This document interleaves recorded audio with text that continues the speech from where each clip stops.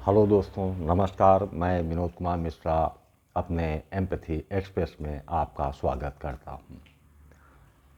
आज का टॉपिक है स्वतंत्रता। सत्ता का कोई भी स्वरूप हो, वो नहीं चाहेंगे कि आम नागरिकों की चेतना जागृत हो जाए। चेतना जागृत हुई तो उसके मन गलत निर्णयों के प्रति विद्रोही बन जाता है। चेतना जागृत हुई तो उसके भय समाप्त हो जाते हैं, वो स्वतंत्र हो जाता है, स्थितियां चाहे जैसी भी हों। स्वतंत्र व्यक्ति के ऊपर शासन करना आसान नहीं होता है। कारण है उसका निर्णय तथ्यों के आधार पर होता है। सत्ता तो नागरिकों के कारण ही रहती है। ऐसे में अधिकांश नागरिकों को गुलाम बनाए रखने पर बल दिया जाता रहा है। अब चलते हैं, जब राजतंत्र चल रहा था तो उनके वैभव की निशानियां उनके महलों में, मंदिरों में दिखाई पड़ती हैं। भव्य मंदिरों के निर्माण हुए, लोगों के भीतर इस भावना को कूट कूट कर भरा गया कि मनुष्य का अंतिम उद्देश्य भगवत प्राप्त करना है। इस रास्ते में ईश्वर कठोर परीक्षा लेते हैं। इन्हीं प्रचलित विश्वासों के चलते उनसे अधिक से अधिक कर संग्रह लिए गए, जिसे राजमहलों एवं मंदिरों में लगाया गया। एक ये भी धारणा भरी गई कि अपनी आय का 10वां भाग धार्मिक कार्यों में लगाना चाहिए। वैसे भी आप राजतंत्र के अवशेषों को देखेंगे तो पाएंगे कि उनकी जीवन की दशाएं ऐसी नहीं थी कि वो अपना जीवन गौरवपूर्ण ढंग से चला सके। ऐसे में उनके प्रज्ञा जागरण होकर स्वतंत्रता का अनुभव करेंगे, ये कहना भी अपने आप में बेईमानी होगी। ये तो रहा राजतंत्र का हाल। ये हाल लोकतंत्र के चालाक नेता भी करते हैं। वे भी नहीं चाहते कि यहाँ जनता गरिमापूर्ण जीवन यापन कर सके। वो भी आम नागरिकों के अंदर केवल उदासी भरना चाहते हैं। उस उदासी में भविष्य भी असुरक्षित दिखाई देने लगे तो उस उदासी जनित उत्पन्न गंभीरता के कारण उसकी हंसी ही गायब हो जाएगी। जब उसका हास्य गायब होगा, उसको स्वयं से प्रेम हट जाएगा, तो अपनी चेतना को जगाए रखने के बारे में सोच भी नहीं सकता है। इसके लिए राजनेता क्या करते हैं? कुछ अनुदान दे देते हैं, कुछ ही धार्मिक एवं मजहबी आस्थाओं की हवा देते हुए उसका लाभ उठाते हैं। उन्हें बेहतरीन रोजगार के अवसरों से वंचित कर देते हैं। आम नागरिक अपनी ही जटिलताओं में उलझ कर रह जाता है। ऐसा वातावरण बनाने का तात्पर्य है कि मनुष्य की खुशियाँ छिन गई, उसके चैतन्य मन का हास छिन गया, उसकी आंतरिक मन में आभासी स्वतंत्रता छिन गई। जब सनह सह अपनी स्वतंत्रता छीन ली जाती है तो आप बेबस और लाचार हो जाते हैं।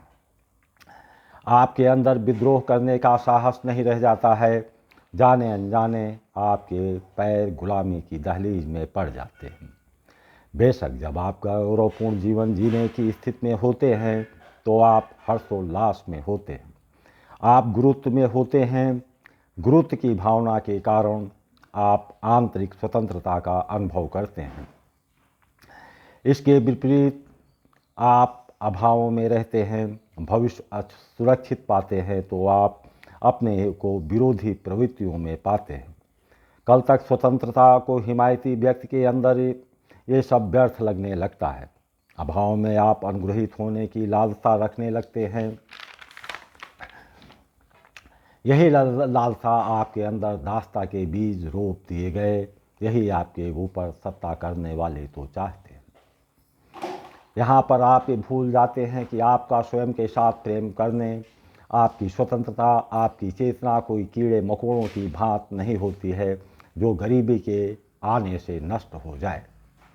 यद्यपि आप अपने आप को पहचानने में सफल होंगे तो गरीबी उस स्तर की नहीं आ सकती जिसके चलते आपके हर्षोल्लास को मिटाया जा सके। यहाँ आप सोच सकते हैं कि ये बेरोजगारी आई, गरीबी आई तो उसके कुछ गुण भी होते हैं। कोई गरीबी से जूझ रहा है, बेरोजगारी से जूझ रहे हैं, तो आपके अंदर छिपी हुई अहंकारी प्रवृत्तियों से आप मुक्त हो जाते हैं, क्योंकि बेबस और लाचार व्यक्ति का कोई अहंकार नहीं होता है। अगर कोई आपको अपने सामर्थ्य एवं ऐश्वर्य का प्रदर्शन करते हैं तो इन सबको देखकर आप आहत हो सकते हैं, परंतु थोड़ा सा ध्यान देने पर पाएंगे कि वह आपके सामने कहीं न कहीं हीनता का अनुभव कर रहा था। उसे अवसर मिला तो वह अपनी हीनता को छिपाने का उपक्रम कर रहा है। ऐसी स्थिति यदि आप अनुभव करते हैं तो ये सब आपकी व्यथाओं का विषय नहीं है। आपने अष्टावक्र का नाम सुना होगा। उनका स्वरूप कैसा था? अंग भंग बुढ़े हुए, वो ठीक से बैठ भी नहीं पाते थे। इन संकटों में भी अष्टावक्र ने एक काम किया, वह अपने आप से प्रेम करते रहे, अपनी प्रज्ञा को जगाते रहे, अपनी स्वतंत्रता को बाधित नहीं होने दिया। उसी का परिणाम था कि एक विशुद्ध गीता हमारे सम्मुख प्रकाश में आई। आपकी जैसी भी स्थिति हो, उस पर आपको विजय पानी है। अपनी बेबसी लाचारी की सीमाओं का अतिक्रमण करते हुए आपके सामने जो भी शर्तों का लागू करने के प्रयास हुए हैं, उन सभी शर्तों को एक किनारे करना ही होगा। जब आप उनसे किनारा कर लेंगे तो आप अपने सब्जेक्टिविटी में प्रवेश करेंगे।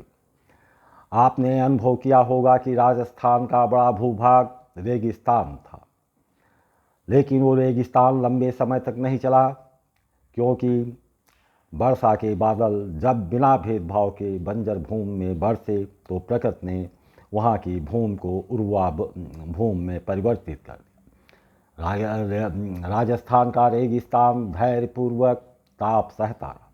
इन उदाहरणों से जब आप आगे बढ़ेंगे, आप अपनी आत्मपरता में प्रवेश करेंगे तो आप स्वयं से प्रेम करना प्रारंभ कर देंगे। जब खुद से प्रेम करने लगेंगे तो आप प्रकृति से भी प्रेम करना प्रारंभ कर देंगे। आप पाएंगे कि आपके सम्मुख न जाने कितने संभावनाओं के द्वार खुलने लगे हैं। आपके अंदर ऐसे ऐसे अनुभवों की बरसात होने लगेगी कि आपकी चेतना उस स्तर पर पहुंच जाएगी जहां आप पूर्ण स्वतंत्रता का अनुभव करते रहेंगे। जय हिंद। आशा है वीडियो पसंद आई हो तो लाइक, सब्सक्राइब और शेयर करना ना भूलें।